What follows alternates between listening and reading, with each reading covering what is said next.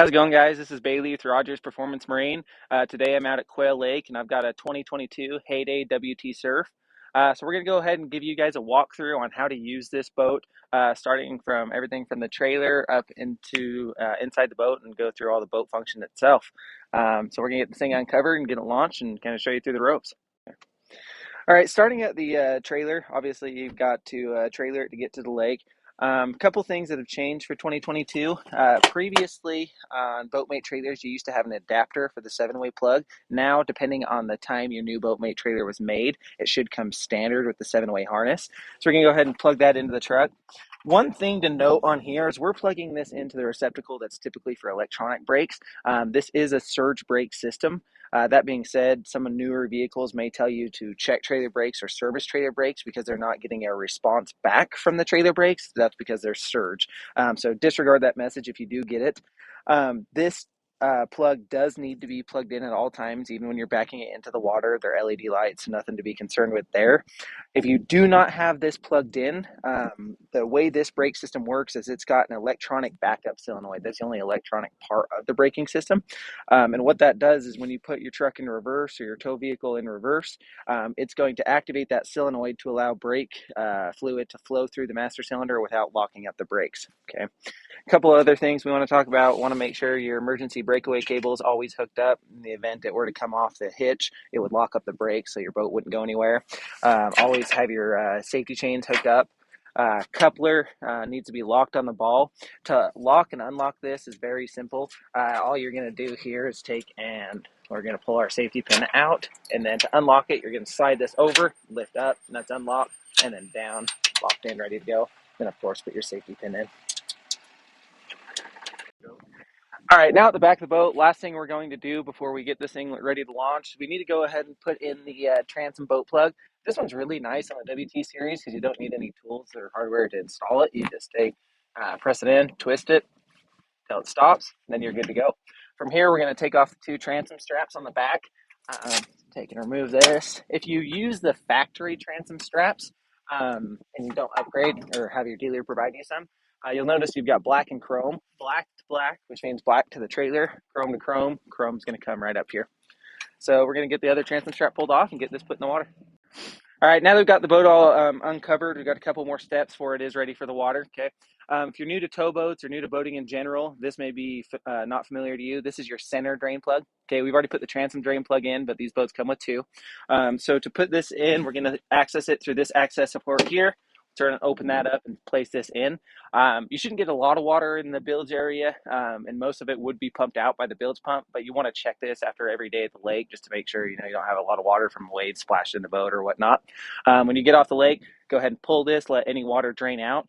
Rule of thumb, do not put this cover back on if this is out. In my opinion, this should go in, then the cover goes back on. If you're going to leave the plug out for the winter, for a couple months, whatever it be, put both of them in the glove box so you don't forget about it. So we're going to put this plug in, turn the battery switch on, we'll get it ready to launch. All right, last thing we need to do is go ahead and turn on the battery switch. This is going to be our battery switch here. This little plastic tab right here is the indicator in which position you're on. So right now it's off. You've got position 1, which is battery number 1, position 2, which is battery number 2, and then both, which is combining both batteries together. So we're going to go ahead and turn it on both. We're ready to go. A few things while we're looking at this area. I'm not sure if you can see them in the video, but we do have a couple fuses here. Those are going to be for the blower, the bilge pump, and the horn. You got a couple of resettable circuit breakers here. You can manually trip them if you need for any reason. Okay. One very important circuit breaker to remember is this right here. So this is actually going to control 99% of all the electronics in the boat. You can see there's a little indicator right here telling you to reset, pointing towards that black tab. I don't know if you can see it in the video. We don't have this happen very often. It seems like it only happens when it's in extreme heat. You're using, you got the radio turned up, you got all the ballast pumps running, and it's pulling a lot of amperage and it's hot. I've seen it happen probably twice in all the boats we've sold, but it'll trip this breaker and it'll kill power to everything, to and including your motor. So if that does happen, you just want to go ahead and press that little tab back in. Again, it's not something we see all the time, but it is a good thing to know where it's at. So now let's get this in the water.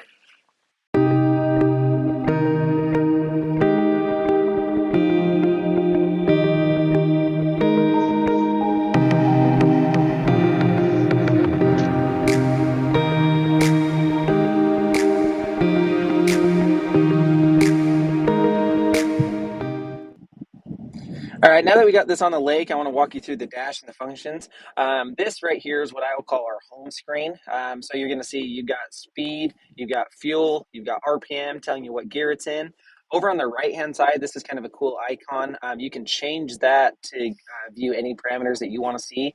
This is how I set it up for my customers. So I've got oil, depth, engine, what gear I'm in, battery voltage, fuel efficiency, and then engine hours. If you want to change it, all you need to do is take and press the icon you want to change, press and hold, and then it's going to give you a full list of things that you can select and put over here on this dash. Over here is going to be our vessel control. We're going to click on that and go to cruise control. This is going to be for surfing, wakeboarding, skiing, whatever your sport is. To turn that on, you simply just go ahead and press enable. That's going to highlight it yellow. The yellow exclamation mark does not indicate an issue. It is telling you that the cruise control is on. Okay. If there's an issue with the motor, it's going to highlight the mercury symbol red and then give you an issue there. We're going to disable this right now because I'm not set up to surf just yet. We'll go over that here in just a minute. A few more things to walk you through on the dash. If you just simply take and tap in the center here, it's going to give you a different view of your engine parameters. Tells you system's okay, your fuel flow, and fuel used. Get out of there. To go to the actual home screen, you're going to click the 9 buttons in the top left-hand corner. Go ahead and click that.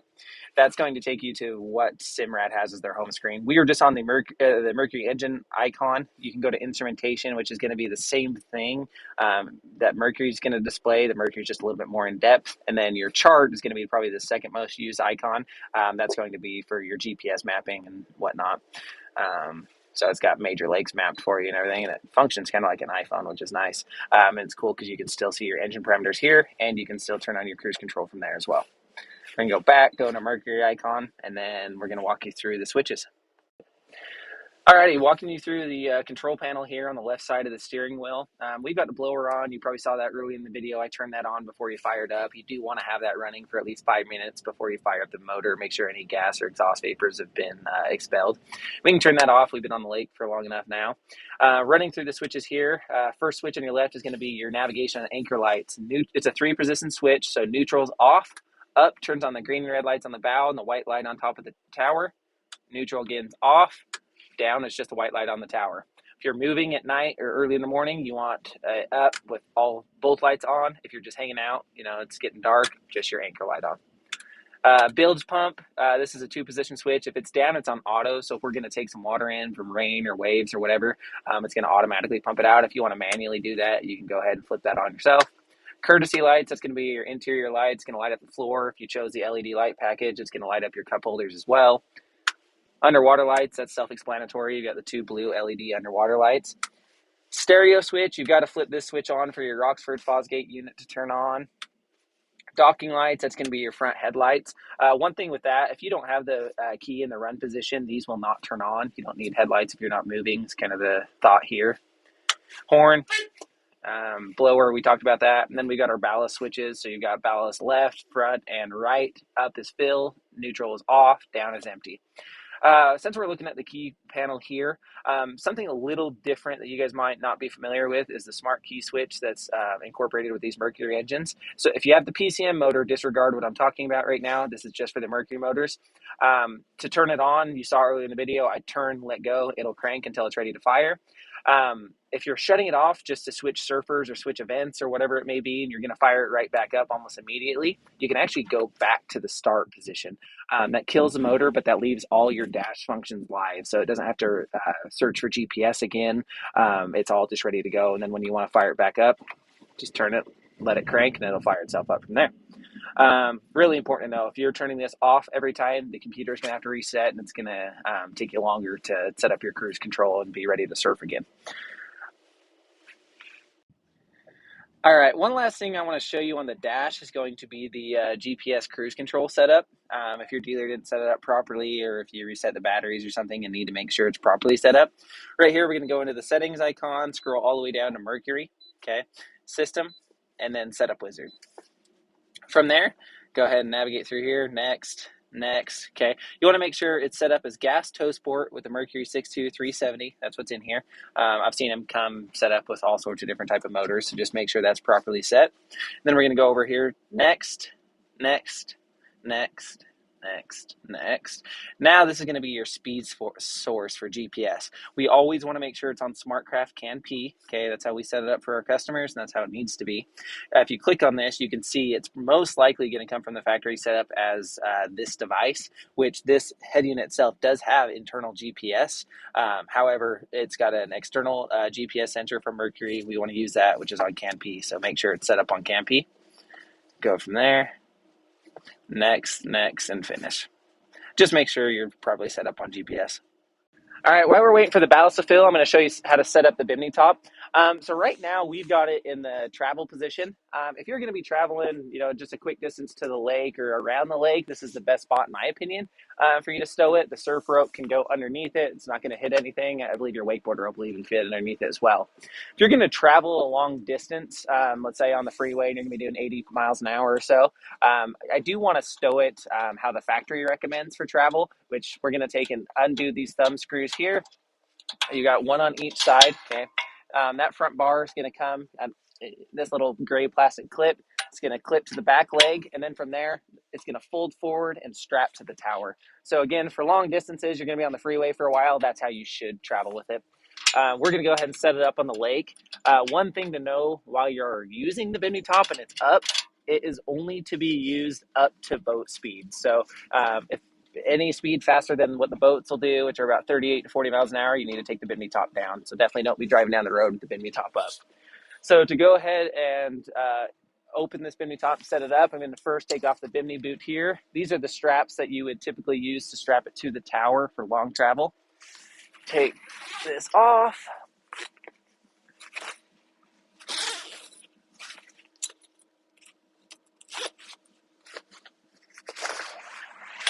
Once we got that, we can put that away in the glove box or under the dash somewhere. And we're going to take and get the canvas out. This is going to come up and over the tower. Okay. See the two little holes there for the light and the ski toe. And then from here, what we want to do is open up the front pocket.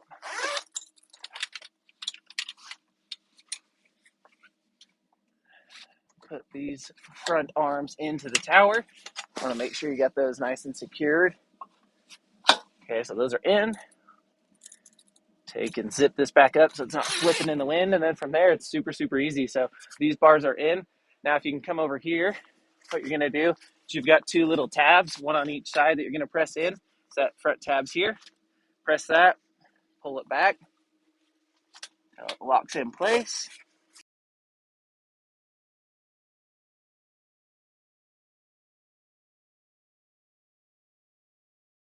All right, last thing we're going to go ahead and do is set up the wake shaper. Okay, so super easy to set this thing up. The way we've got this one set up, this is going to be the forward position. If you're surfing on the right side, this goes on the left. If you're surfing on the left side, this goes on the right, just like that. To set this up is very easy. You've got two tabs here. You want to take and open those up, and then we're going to place this on the side of the hull. Once we do that, I'm going to flip both these tabs down. That's going to apply the suction, and then it'll stay on the side of the boat. So if you can look over the side of the boat, I'll show you where I'd like to place it. Weight in the boat is always going to play a factor in where it goes. But what I like to do is I go off the back of the Heyday logo just below the water level, just behind the back of the Heyday logo. So you're going to put that here, again, just below the water level here. Flip both my tabs. It's locked on. Now I'm ready to surf.